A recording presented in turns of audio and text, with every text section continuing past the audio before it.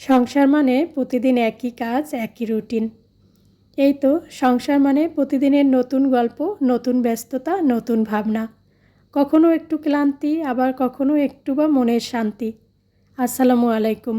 সবাইকে স্বাগত জানাই নতুন একটি ভিডিওতে। আশা করছি যে যেখান থেকে দেখছেন সবাই ভালো আছেন এবং সুস্থ আছেন। আলহামদুলিল্লাহ, আমিও ভালো আছি আল্লাহর রহমতে, আপনাদের সবার দোয়া ও ভালোবাসায়। সংসার মানে প্রতিদিন একই ব্যস্ততা, তাই না? এই তো সকাল শুরু হয়েছে আর ব্যস্ততাও শুরু হয়ে গেছে। সকাল 5টায় ঘুম থেকে উঠে শুরু হয়ে যায় সংসারের এই তো খুঁটিনাটি কাজ। সকালবেলা তাড়াতাড়ি করে নাস্তা রেডি করা, ঘর গোছানো, রান্না বান্না, প্রতিদিন একই কাজ, তাই না? তারপরেও কেন জানি মনে হয় যে এই কাজের মধ্যেই একটা ভালো লাগা কাজ করে। এই যে সংসারের কাজগুলো কখনো কাজের জন্য করা হয় না। এই সংসারটা যেহেতু আমার নিজের, তো এখানে সবটা ভালোবাসা দিয়েই করার চেষ্টা করি। তো এজন্য যতটা কষ্ট হোক না কেন, ওইভাবে কষ্ট মনে হয় না। আসলে কি, ভালোবাসা দিয়ে কাজ করলে যে কোনো কাজই সুন্দর হয়। সেটা যতই কষ্টের হোক না কেন, ভালোবাসা থাকলে সেখানে কিন্তু কষ্ট অনুভব হয় না। রান্না করা কিংবা থালা বাসন মাজা, সেটা শুধু দায়িত্ব না, ভালোবাসায় তৈরি সংসার। ঠিক এমনই ভালোবাসা দিয়ে করলে প্রতিদিনের কাজগুলোও হয়ে যায় সুন্দর গল্পের মতো, তাই না? সংসারের কাজগুলো শুধু দায়িত্বে নয়, ভালোবাসা দিয়েই তৈরি হয়। রাতে যত দেরি করেই ঘুমাই না কেন, সকালবেলা ঘুম ভেঙে যায়। ওই যে সংসারের একটা কাজের দায়িত্ব, এটা তো আছেই। এটা মাথার মধ্যে ঘুরপাক খায়। সকাল সকাল ঘুম ভেঙে যায় ওইটা চিন্তা করে যে আমার এই কাজগুলো তাড়াতাড়ি করে সেরে নিতে হবে। এটা যেন আমার গল্প না, প্রতিটা গৃহিণীর একই গল্প। সকালবেলা নাস্তা রেডি করা, বাচ্চাদেরকে রেডি করে স্কুলে পাঠানো, ঘর গোছানো, রান্নাবান্না করা, তাও একটা নির্দিষ্ট সময়ের মধ্যে। এই যে কাজগুলো, আমাদের এই কাজগুলোর জন্য কিন্তু কোনো বেতন দেওয়া হয় না, কোনো মানে স্বীকৃতিও দেওয়া হয় না যে না, ঘরে এত এত কাজ আছে, এই কাজগুলো মেয়েরা করে থাকে। আসলে সত্যি কথা বলতে আমাদের মেয়েদের কাজের কোনো ছুটি নেই, কোনো স্বীকৃতি নেই, কোনো মূল্য নেই। এখনও আমাদের সমাজে অনেক পুরুষ মানুষ আছেন যারা কিনা নারীদের এই কাজগুলোকে কাজ মনে করেন না। তারা মনে করেন নারীরা তো ঘরে বসে শুয়ে বসেই কাটায়, তারা কী এমন কাজ করে, তারা তো সারাদিন ঘরেই থাকে, তাদের আবার ক্লান্তি কিসের। এই কথাগুলো যে কতটা গভীরভাবে আঘাত করে, যে শোনে সেই বুঝতে পারে। ঘরের কাজ এটা তো কোনো কাজই না, কোনো বেতন নেই, কেউ দেখে না, কেউ মূল্যায়ন করে না। সত্যি কথা বলতে এই কথাগুলো যখন শুনতে পায় কোনো মেয়ে, তখন কিন্তু তার ভিতরটা অনেকটা ভেঙে যায়। আমাদের সমাজে এখনও অনেক পুরুষ মানুষ আছেন যারা মনে করেন ঘরের কাজগুলো শুধু মেয়েদের, আর তাদের কাজ শুধু বাইরে কাজ করা, ইনকাম করা। আসলে কিন্তু এই চিন্তাধারাটা একদমই ভুল। কারণ সংসার দুজনারই, আর সংসারের প্রতিটা কাজ কিন্তু দুজনেই ভাগাভাগি করে করতে হয়। যখন একজন পুরুষ সকাল থেকে সন্ধ্যা পর্যন্ত বাইরে কাজ করে, তার মধ্যেও কিন্তু তার একটা রেস্ট থাকে, কিন্তু একজন নারীর সেই রেস্টটা থাকে না। সকালে ঘুম থেকে উঠে সংসারের কাজগুলো করে নিতে হয়, সেই সাথে বাচ্চা লালন পালন, বাচ্চাদের পড়াশোনা করানো, সংসারের খুঁটিনাটি যত কিছু সবই কিন্তু খেয়াল রাখতে হয় একজন গৃহিণীকে। তবে সব পুরুষ মানুষ কিন্তু একরকম না, সবাই এই চিন্তাধারা থেকে অনেকটাই দূরে আছে। অনেকেই চিন্তা করে যে না, সংসার দুজনারই এবং দুজনেরই ভাগাভাগি করে সংসারের কাজগুলো করা উচিত। তো এভাবে যদি হয় তাহলে কিন্তু সংসারে তেমন একটা মনোমালিন্য বা ঝগড়াঝাটি, অশান্তি এগুলো হয় না।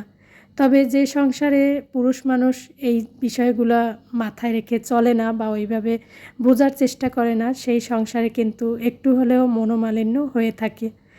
আসলে এটা একদম সত্যি কথা যে একজন নারী কিন্তু চায় তার যে জীবনসঙ্গী সে একটু ছোটোখাটো বিষয়ে তার খেয়াল রাখবে, বা বাসায় ফিরে এসে বলবে যে সারাদিন তো অনেক কাজ করেছো, এখন একটু রেস্ট করো, আমি না হয় আমার নিজের পানিটা নিজে ঢেলে খাই, বা নিজে একটু বিছানাটা গুছিয়ে নেই, বা মশারিটা একটু নিজেই টানিয়ে নেই।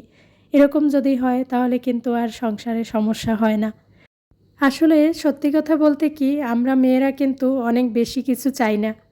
সঙ্গী যিনি থাকেন তিনি একটু ছোটোখাটো বিষয় খেয়াল রাখবেন, তাতেই কিন্তু আমরা অনেক বেশি খুশি হয়ে যাই। তো এই জিনিসটা যারা বুঝে চলে তাদের সংসারে তো অশান্তি থাকে না, আর যারা এগুলো বুঝে চলে না তাদের সংসারে দেখা যায় অশান্তি চলে। তো নারীরা সবসময় চায় যে পুরুষ মানুষ তাকে একটু খেয়াল করবে, তার ছোটোখাটো বিষয় একটু খেয়াল রাখবে, যত্ন করবে। এই বিষয়গুলো কিন্তু নারীরা অনেক বেশি পছন্দ করেন। তো অনেক জীবনসঙ্গী আছেন যারা কিন্তু এগুলো বুঝে চলেন, তো সেই সংসারে কখনোই অশান্তি হয় না বা মনোমালিন্য হয় না। আসলে সংসার জিনিসটা হলো দুজনার বোঝাপড়ার মধ্যেই সুন্দর হয়ে থাকে।